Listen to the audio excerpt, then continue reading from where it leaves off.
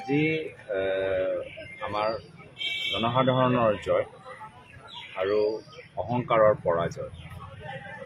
ইতিমধ্যে মই শিৱসাগৰত আমাৰ জিলাৰ দুগৰাকী জ্যেষ্ঠ বিধায়ক মাননীয় দেৱব্ৰত শইকীয়া ডাঙৰীয়া, মাননীয় অখিল গগৈ ডাঙৰীয়াৰ লগত আছে আৰু সামূহিক জয় সকলৰ অসমৰ জনসাধাৰণৰ, আমাৰ বিৰোধী ঐক্য মঞ্চ, কংগ্ৰেছ দলৰ এই ক্ষেত্ৰত যিমানে আমাক সহায় কৰিছে মই চবকে ধন্যবাদ কৃতজ্ঞতা জ্ঞাপন কৰিছোঁ।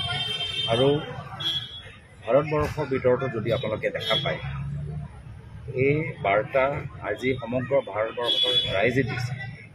অহংকাৰৰ পৰাজয়, লোকতন্ত্ৰৰ জয়। আৰু ইতিমধ্যে আমাৰ গোটেই ৰিজাল্ট স্পষ্ট হোৱা নাই, গধূলিলৈকে ইণ্ডিয়া এলায়েন্সৰ চৰকাৰো হোৱা সম্ভাৱনা আছে।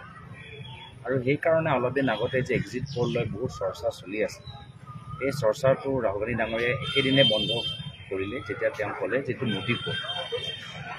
আজি এক্সিট পলৰ এজেঞ্চিবোৰ যিমানবোৰ আছে, বিভিন্ন মিডিয়া চেনেল যিসকলে নিৰপেক্ষ ভূমিকা গ্ৰহণ কৰা নাই, তেওঁলোককো পুনৰবাৰ আত্মবিশ্লেষণ কৰা সময়টো আহিল।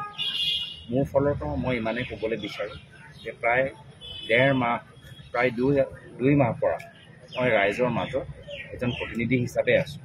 মই কাম কৰিবলৈ পৰা নাই, ৰাইজৰ সেৱা কৰিব পৰা নাই। আশা কৰোঁ যে অহা কাইলৈৰ পৰা ৰাইজে যি আশীৰ্বাদ আমাক প্ৰদান কৰিছে, সেই আশীৰ্বাদৰ বিনিময়ত আমি য'ত য'ত অঞ্চলত গৈছোঁ, য'ত ৰাইজৰ বহুত সমস্যাবোৰ আছে, সেই সমস্যাবোৰ দূৰ কৰিবলৈ কাইলৈৰ পৰা আমি কামত লাগিবলৈ আমাৰ চেষ্টা কৰিম। ঠিক আছে।